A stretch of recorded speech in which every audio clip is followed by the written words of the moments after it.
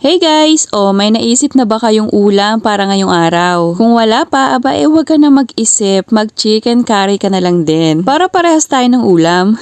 So ngayong araw nga po ay nagluto ako ng chicken curry at tamang-tama nga po dumating na itong aking napakagandang kawali from Tijin. Sakto nga at may kalaliman ito kaya naman bagay na bagay ito sa recipe ko ngayong araw. Dito na nga po ako nag-gisa ng bawang, sibuyas at luya. Gisa-gisahin po lamang hanggang sa bumango itong ating bawang at sibuyas. Kung wala pa nga po kayo naiisip na ulam, mag-chicken curry na lang din po kayo dahil talaga namang napakasarap din po nito. At napakasarap para sa mainit-init pang kanin. So ayan, after ko nga po magisa itong ating mga aromatics, ay nilagay ko na itong isang kutsara ng curry powder. Igigisa ko lamang din po yan ng mga ilang segundo. At pagkatapos nga pong magisa ay pwede na po nating ilagay dito yung ating manok. Bale ngayong araw nga po ay gumamit po ako ng leg quarter na manok. Bale 2 piraso lamang po yun. Na pinahiwa ko po sa ganyan lamang po kalalaki. At inilagay ko na rin po dito yung aking mga gulay na isasahog dito katulad po ng karot at patatas. So halu-haluin po lamang yan and syempre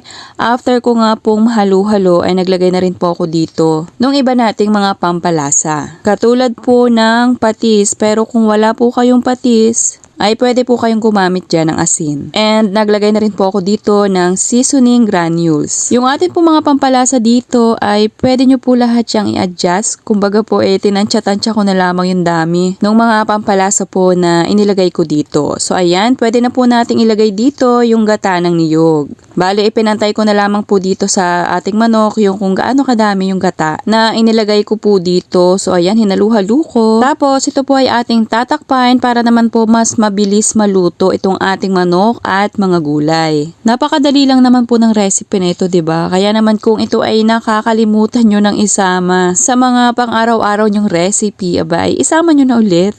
Dahil ito naman talaga napakasarap. So ayun, hinalu-halu ko po tapos sa akin tinikman at naglagay pa nga po ako dito ng pamintang durog. Tapos sinayang ko pa nga pa rin po yung makakulo para naman po mas lumapot pa yung ating pinakanggata. And syempre po, mas maluto yung ating chicken. At kung umabot ka nga po hanggang dito sa part ng ating video, pakipusuan nyo naman po itong ating recipe. And syempre po, mag-comment na rin po kayo ng I love chicken curry. And paki-like or follow nyo na rin po itong ating munting kusina. Salamat po! At ayan na nga po, kapag ganito na po yung itsura ng ating yata ng niyog at ganito na pong lutong-luto na, pwede nyo na po yung hanguin and syempre, is-serve and enjoy nyo na yan. Thank you for watching!